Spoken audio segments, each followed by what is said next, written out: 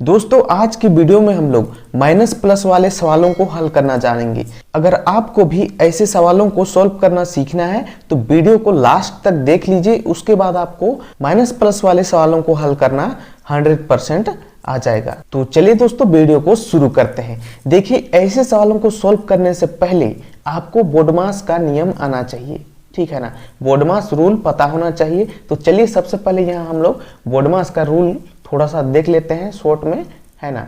देखिए बोडमास का रूल क्या कहता है, सबसे पहले आपको कोष्टक वाले को सॉल्व करना पड़ता है, उसके बाद आपको का वाले को सॉल्व करना है, फिर भाग वाले को आपको सॉल्व करना है, उसके बाद आपको गुणा वाले को सॉल्व करना पड़ता है, फिर जोड़ वाले को, फिर घटा वाले को।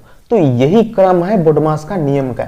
तो इसी क्रम में आपको ऐसे माइनस प्लस वाले जो मैथ होते हैं उसको सॉल्व करना है। तो आगे हम सबसे पहले ये पहला वाला जो सवाल है इसको नीचे लिख लेंगे।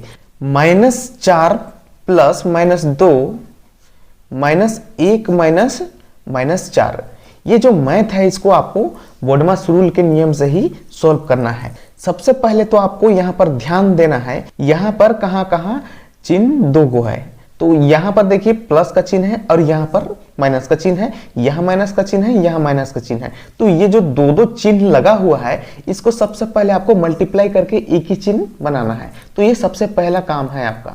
तो देखिए -4 को आपको ऐसे ही उतार देना है, प्लस और माइनस ये गुणा होगा तो ये माइनस में बदल जाता है। तो यहाँ पर आप -2 लिखेंगे। उसी तरह इसको उतार देंगे -1 को और ये दोनों भी गुणा होकर ये प्लस हो जाएगा। तो यहाँ पर +4 हो जाएगा। देखिए अभी ये आपका मैथ आसान हो चुका है। अब आपको यहाँ पर बोडमास का नियम को लगाना है। सबसे पहले आपको प्लस वाले मैथ को सॉल्व करना है। तो प्लस का चिन्ह यहाँ पर कहाँ पर लगा हुआ है, देखिए यहाँ पर है। तो आप क्या करेंगे, ये वाली संख्या को लेंगे और ये वाली संख्या को लेंगे। हम लोग इतना संख्या को लेंगे और इसको सबसे पहले हल करेंगे। -4 -2 को उतार देंगे। अब हमें -1 और +4 को हल करना है। तो हमें पता है कि माइनस और प्लस हमेशा माइनस करना पड़ता है, घटाना पड़ता है। तो हम 4 में से 1 घटाएंगे और बड़ी संख्या का चिन्ह देखिए यहाँ पर प्लस में है, तो यहाँ पर आंसर जो आएगा वो प्लस में आएगा। तो 4 में से 1 घटाएंगे तो यहाँ पर 3 बचेगा और ये प्लस में बचेगा, ठीक है। इतना होने के बाद फिर से हमें प्लस वाले को सॉल्व करना है। तो देखिए यहाँ पर भी प्लस माइनस माइनस करना पड़ता है। -4 इसको घटा दीजिए, 3 में से 2 घटाएंगे तो 1 बचेगा और बड़ी संख्या का चिन्ह हमेशा लगाना है आपको। तो यहाँ पर प्लस में है +1, इसको आप माइनस करेंगे तो कितना बचेगा, देखिए 4 में से 1 घटाइए, यहाँ पर 4 में से 1 घटाएंगे तो 3 बचेगा और बड़ी संख्या का चिन्ह देखिए यहाँ पर माइनस में है तो यहाँ भी -3 बचेगा। तो इस प्रकार से आपको जो माइनस प्लस वाले सवाल है उसको हल करना है। दूसरा सवाल ले लेंगे हम लोग। यहाँ पर हमारा दूसरा सवाल है -3 गुणा -6 गुणा -2 गुणा -1। देखिए दोस्तों ये गुणा का सवाल है, ठीक है ना।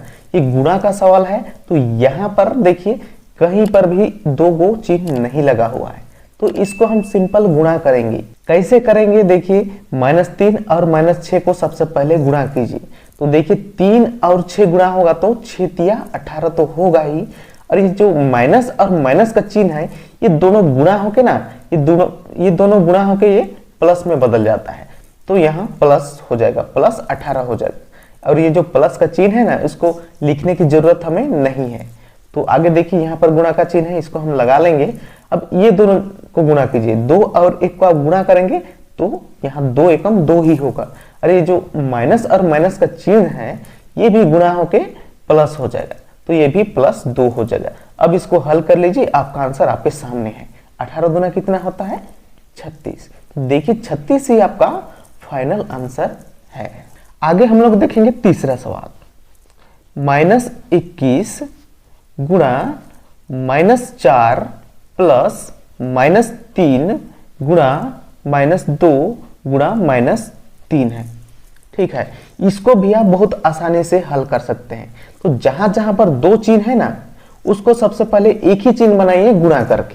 ये देखिए यहाँ पर 2 गो चिन्ह है, प्लस और माइनस का, यहाँ पर है और तो कहीं नहीं है, तो सबसे पहले इसको आपको गुणा करके एक ही चिन्ह बनाना है। कैसे करना है, -21 को उतार देना है, गुणा का चिन्ह है तो गुणा का चिन्ह, -4 भी उतर जाएगा, प्लस माइनस गुणा होगा तो ये माइनस हो जाएगा।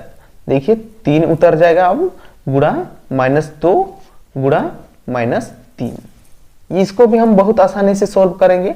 देखिए सबसे पहले हमें बोडमास रूल के अनुसार गुणा वाले को सॉल्व करना है, क्योंकि भाग और का चिन्ह तो नहीं है, यहाँ कोष्टक है, लेकिन ये माइनस प्लस को छुपाने के लिए है।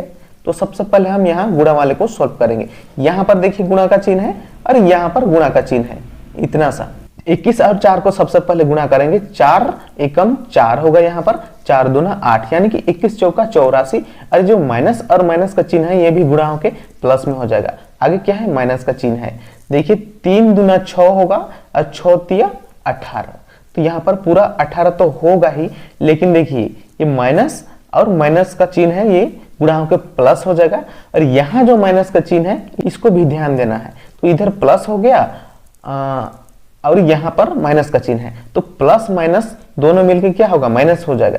यानी कि 84 में हमें अभी 18 घटाना है। तो यहाँ अब 84 में 18 माइनस करेंगे तो 14 में से 8, यहाँ पर 6 बचेगा। यहाँ क्या बचा है, 7 बचा है, 7 में 6, तो 66 ही इसका आंसर हो जाएगा।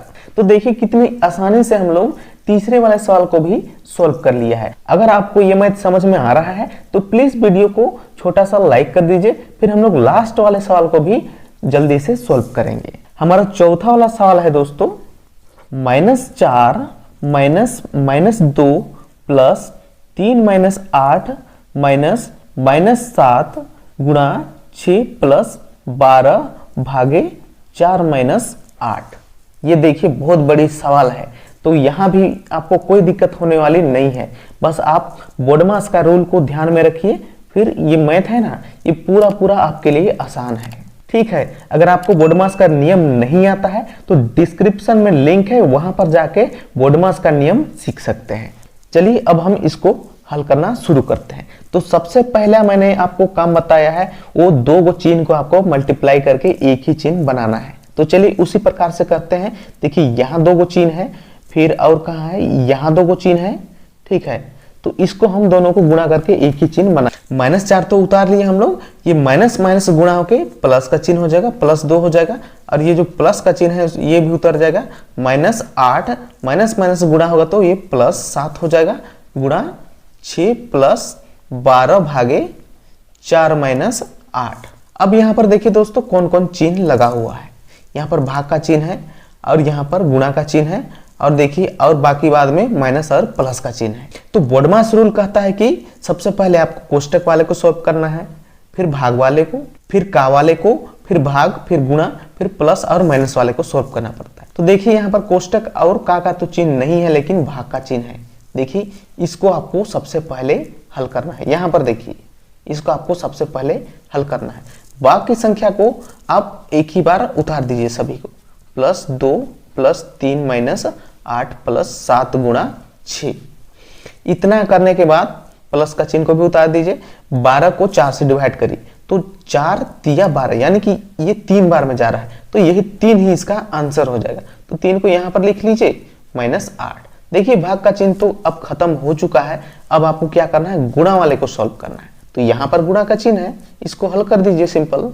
-4 को उतार देंगे, +2 + 3 -8 प्लस देखिए 7 × 6 = 42, 6 × 7 = 42। इसको हम लोग लिख देंगे ऐसे, +3 - 8।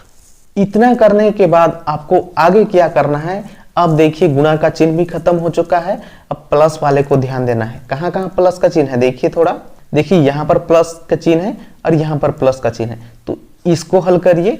फिर यहाँ भी प्लस का चिन्ह है और यहाँ भी प्लस का चिन्ह है, तो इसको हल करिए। देखिए छोटा छोटा आप हल करिए तभी सीख पाएंगे।